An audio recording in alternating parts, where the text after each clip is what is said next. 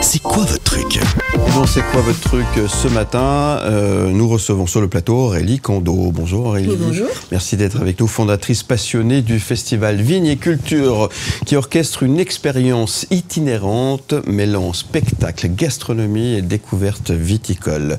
De Vaud au Valais, en passant par Genève et Neuchâtel, chaque étape propose une rencontre unique entre un artiste, un domaine et un repas. Un savoureux mélange où la culture se déguste comme un bon cru. Vignes et Culture, découvrez le programme sur vigneculture.ch juste après avoir écouté notre interview que nous allons réaliser avec Aurélie Kondo. Merci d'être là Aurélie. Mais merci à vous de m'inviter, ça fait plaisir. Ça y est, c'est reparti pour un tour alors. Mais oui, c'est la 5e saison, je suis très contente. Ouais. Bon. Raconte-nous, moi j'aime bien cette histoire parce que ça a démarré pendant le Covid, hein, c'est ça? Mais c'est ça, c'est que ça veut dire que c'est la preuve que de partir d'une période, tu peux partir d'une période où c'est la catastrophe au niveau de la culture, ouais, et que ça te force à créer quelque chose. Et alors au début c'était un peu bancal, hein, il y avait 30 personnes, tu vois, c'est pas évident, on savait même pas si on pourrait manger parce qu'il y avait encore les interdictions. Et puis là, on en a la 5e saison avec plus de gens sur chaque date, ouais, et dans toute la Suisse romande. Donc c'est super, c'est vraiment chouette, ouais. Donc ça a démarré comme ça en fait, sur cette réflexion, de se dire, il faut faire quelque chose, quoi. Je m'occupe d'artistes, ouais, et puis il fallait qu'ils jouent. Ouais. Donc tu fais quoi? Tu trouves des idées. Ouais. Et c'est génial parce que là, vous allez pouvoir, si vous n'avez encore pas vécu une fois une expérience comme celle-ci, c'est assez fantastique parce qu'on peut faire des liens entre l'artistique, le culturel et puis la culture aussi, le vin, la gastronomie, tout ça. Il y a des liens qui se font automatiquement. Ah mais on vend vraiment la Suisse, hein, c'est ça. On vend le panorama, on vend le terroir, on vend la culture. Les artistes sont majoritairement des artistes suisses qui n'ont pas forcément une grosse possibilité, à moins d'aller à Avignon, de jouer en été. Donc ils sont tous aussi assez contents.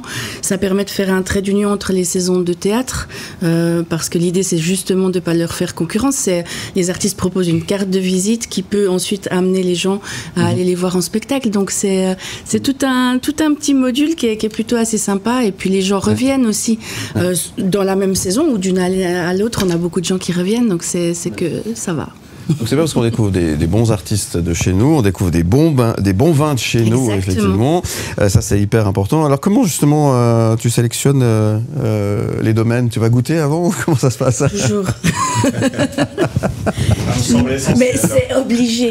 Non, mais alors c'est un petit peu au bon vouloir des domaines, c'est-à-dire qu'il y a des domaines qui, bon, déjà il faut pouvoir accueillir 50 personnes à l'intérieur parce qu'on n'annule pas. C'est des petites jauges. Voilà, exactement. Mais il y a beaucoup de domaines qu'on pas la possibilité d'accueillir 50 personnes à l'intérieur, donc ça les exclut un peu.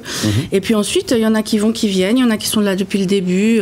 Petite mention pour le domaine Bovie dans le Lavaux, qui est un domaine incroyable avec un monsieur incroyable. On lui fait un petit clin d'œil au passage. On lui fait un petit clin d'œil parce que vraiment lui, c'est grâce à lui que j'ai eu le prix de l'œnotourisme aussi, parce qu'il m'a dit inscris-toi. Moi, j'avais même pas conscience que je faisais de l'œnotourisme. Et donc voilà, c'est vrai que c'est un petit peu. Parfois, il y a un peu plus de dates dans le canton de Vaud, parfois c'est plutôt Neuchâtel.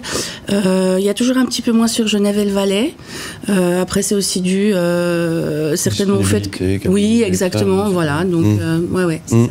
Et il y a une proximité exceptionnelle avec l'artiste qui est là, parce que du coup, ça crée des liens aussi assez forts. C'est assez intéressant aussi de pouvoir finalement passer une soirée différente, quoi. Oui, et puis tu peux pas prendre n'importe quel artiste. Les artistes qui aiment leur cocon et leur loge, c'est tout ce que les artistes détestent. Il n'y a pas de loge, il n'y a pas de boîte noire derrière eux, il n'y a pas de technicien, et malgré tout, ils sont très très proches des gens, ils mangent avec... les spectateurs mangent avec l'artiste, et donc c'est tous des artistes qui sont vraiment rompus à cet exercice, parce que c'est pas un exercice facile. On joue pas le soir, on joue en pleine journée, en pleine journée, disons, quand il fait encore jour, vers 19h l'été.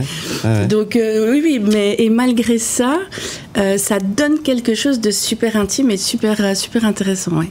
Et comment réagissent alors les vignerons aussi, qui accueillent finalement, qui deviennent une salle de spectacle itinérante en quelque sorte. Eux, ils sont très heureux qu'on amène quelque chose chez eux, qu'on amène un concept chez eux. Et puis ce qui est chouette, c'est qu'ils sont complètement libres de proposer ce qu'ils veulent. Au niveau de la nourriture, par exemple, le cahier des charges, il est assez clair. Hein, c'est produits du terroir, circuit court et tout ça. Ouais. Donc on a une jolie éthique. Mais par contre, à l'intérieur de cette éthique, ils font ce qu'ils veulent. Donc il y a des planchettes, des raclettes, des fondus, enfin des food trucks, du poulet rôti. Enfin c'est génial parce que vraiment, ils sont libres aussi de proposer ce qu'ils veulent. C'est de la suissitude XXL, 100%. quoi. À part Bruno Coppens qui est belge, mais là on était obligé de l'accepter quand même. Parce qu'on n'est pas comme ça. Mais non. Bon, on parle un peu du programme, parce que je crois qu'il y a de très très belles choses. Oui. Je te laisse peut-être nous faire parcourir un petit bout de ceci. Donc on commence ce jeudi avec Cuche et Barbeza. Donc ça c'est vraiment la soirée un peu plus grosse, c'est la soirée de lancement. Oui, exactement. C'est marrant parce que je les vois bien dans des caveaux ou avec des vignerons. Ils sont parfaits pour ça, c'est parfait. Donc je suis très contente qu'ils aient accepté. Ouais. Donc voilà, ça ce sera au château de Boudry, il reste 3 places. Donc voilà, ce serait bien que ce soit plein. Ouais. Et puis après, on alterne. Donc on a dans les artistes, je vais peut-être vous dire, on a les Sissi qui sont vraiment des vaudoises trop marrant. Ils sont partout en ce moment. Exactement. Cartonne. Thierry Meury. On a des soirées impro aussi avec Fausto Borghini et Carlos Enriquez, Carlos qui habite à Lausanne. On a aussi Lord Betrave, qui est vraiment l'étoile montante de l'humour en ce moment. Donc il est très drôle et très sympa. On a Sandrine Viglino, évidemment, qui est là depuis le début. Ah, bah. Mais voilà. On lui fait un petit clin d'œil. Exactement. Donc voilà, il faut vraiment aller voir le programme parce que c'est du 19 juin au 30 août, avec une petite pause fin juillet et début août.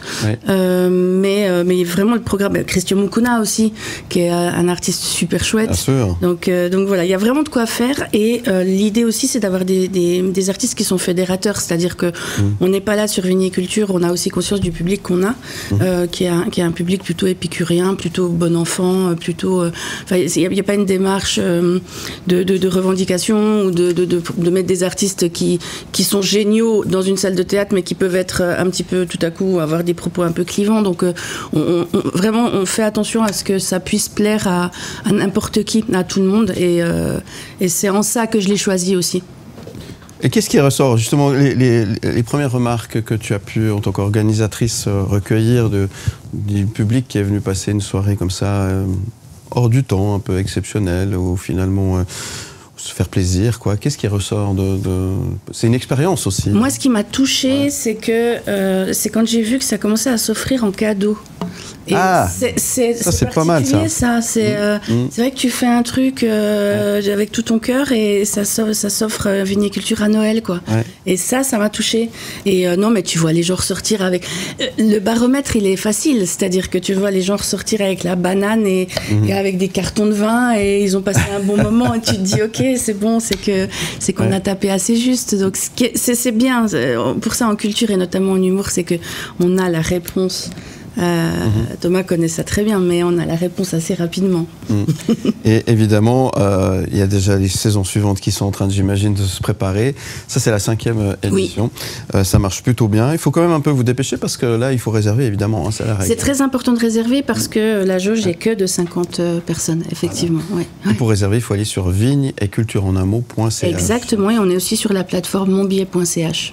Monbillet.ch, vigneculture.ch, et on fera le lien, évidemment, depuis le site media.ch où on aura le plaisir également de te retrouver en podcast et en images. Qu'est-ce qu'on peut te souhaiter, Aurélie Kondo ? La continuité et la sérénité.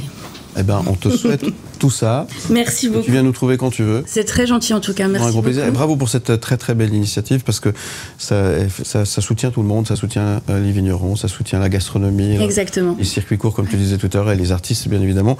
Et ça permet de faire de belles rencontres. Merci beaucoup. Merci à toi. À très bientôt sur MM Média. Merci.